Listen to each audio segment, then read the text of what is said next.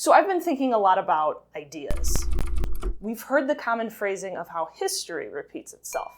Plagues, wars, politics.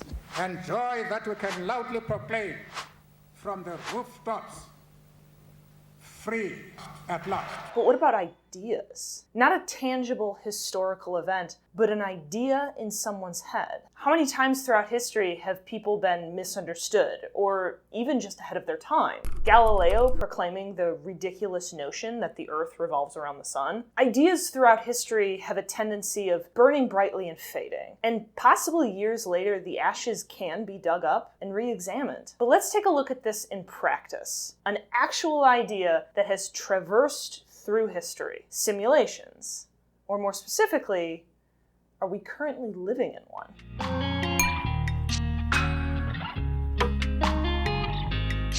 So there I was scrolling through the internet circa 2016, and there's these tweets coming out of Code Conference, and I get slapped with this. And this is a game. No, there's a 1 in billions chance that this is based reality. Wait. No, let's not start there. Hold on. So I found this movie, The Mandela Effect, and I've always been into those low-budget, questionably acted sci-fi horror shticks, so why not? The movie follows a father who recently lost his daughter, and Papa's not doing so hot right now. It's you that can't accept that maybe none of this is real.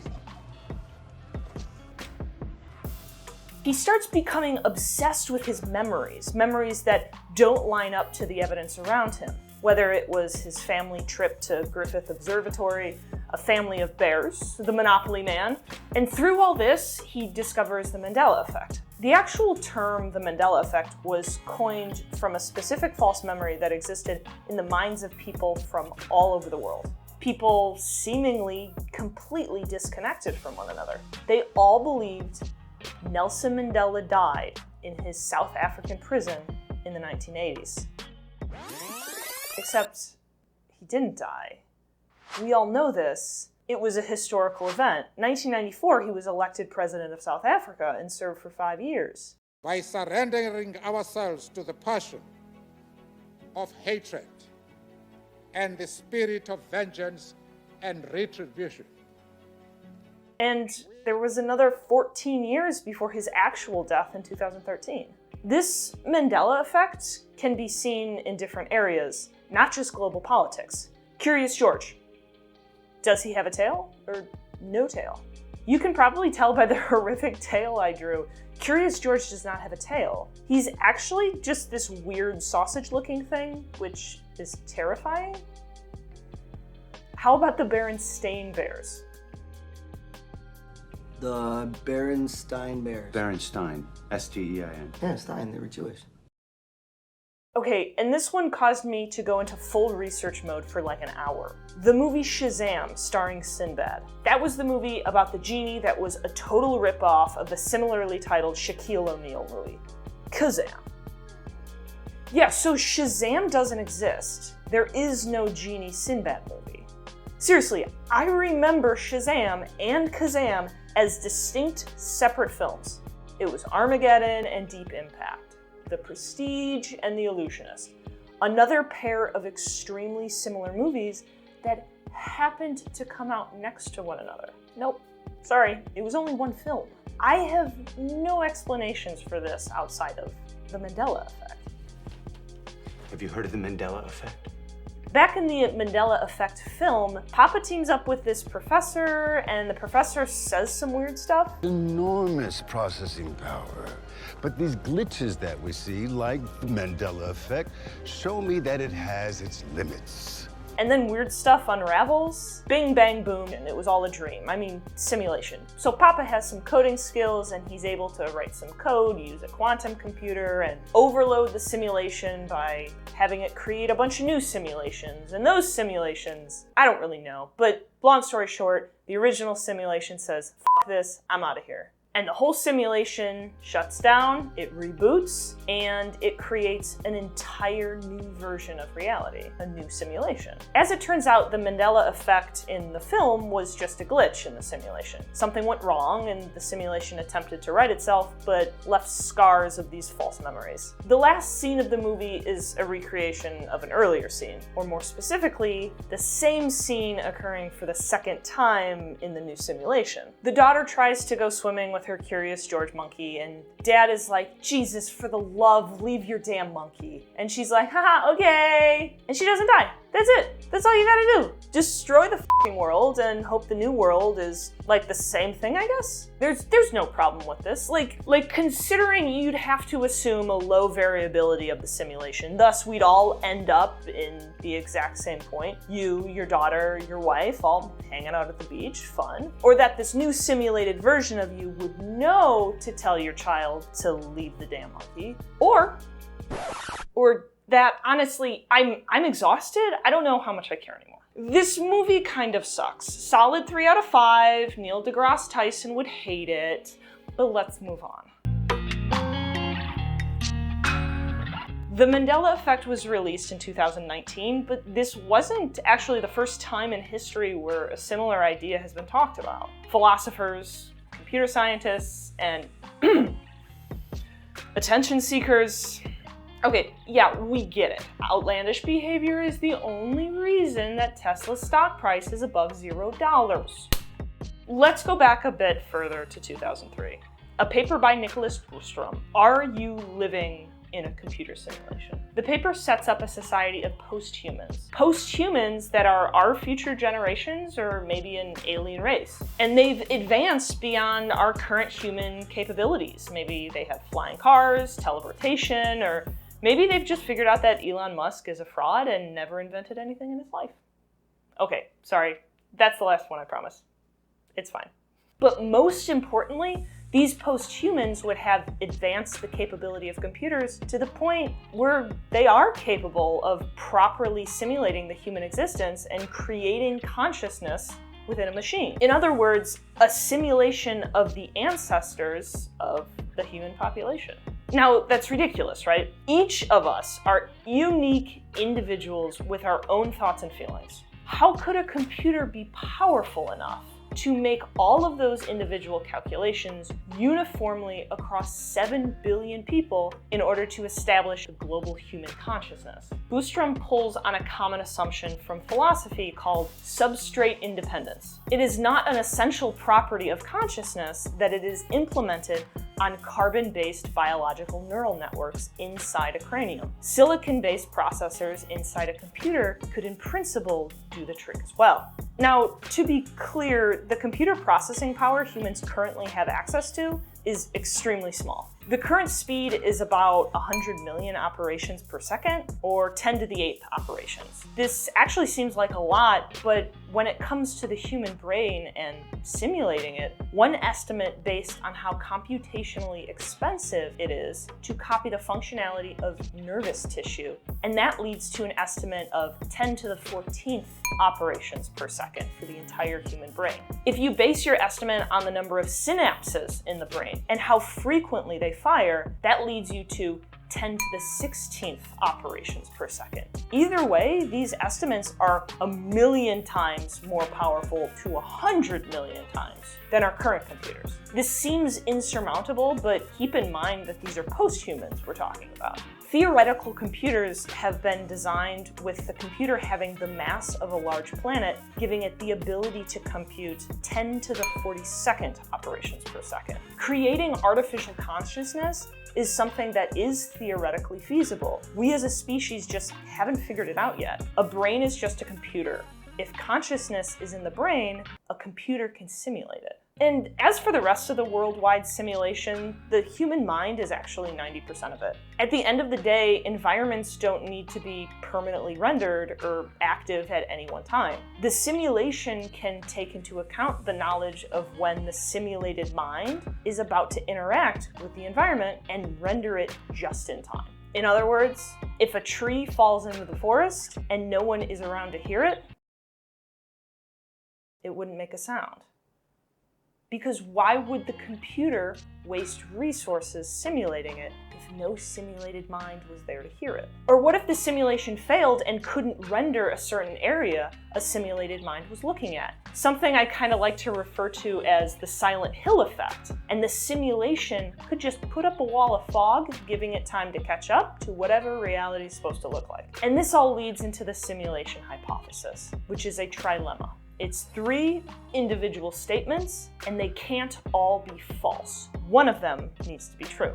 So let's take a minute and walk through the 3 statements, and you can decide which one you think is true.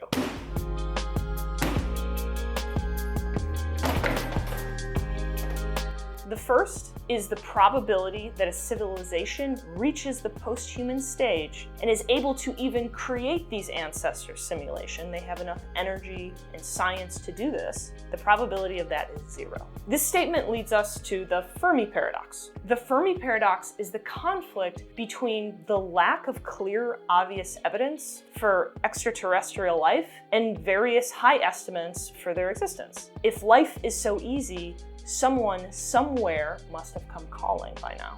What does that mean? What it may mean, and personally I lean this way, is that there is something that stops civilizations from reaching the post-human stage. There's some filter that blocks the way. It may be a lack of resources or overpopulation, war, things that we're seeing right now. Something is always there waiting in the shadows to take out a civilization before they can reach the post-human stage. But let's say that that's not true. The probability of reaching post-human is not 0, and thus there are some civilizations out there that are capable of creating these ancestor simulations. So the second statement is the mindset of society will experience such a strong convergence in thought that no one who has the capability of running these simulations will actually want to. And this could be the result of this post-human society having shared values and virtues or a shared moral code that people feel compelled to follow. Honestly, it kind of seems a bit like 1984 for me. I don't know if I buy into this one.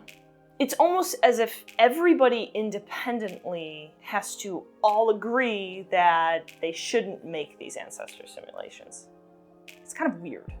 But let's think about it for a moment. Think of something so undeniably stupid and pointless that no one on our entire planet of over 7 billion people would put in the time and energy to accomplish it. This weird thing could be the creation of ancestor simulations. So imagine that. Someone came up with, I don't know, the idea that they were going to take a classic film, cut each line of dialogue into individual clips, and then alphabetize the clips. That would be crazy.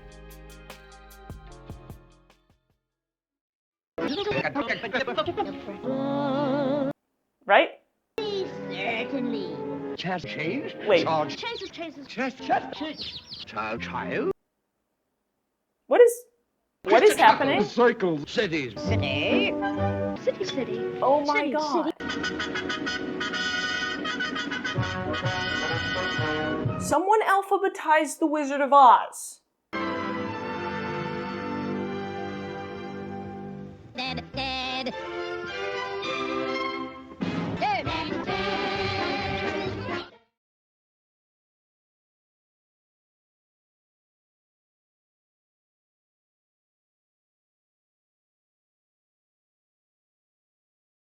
Okay, I'm just gonna admit this right here. I have watched a not insignificant portion of that movie. Yeah, check it out. Link is below.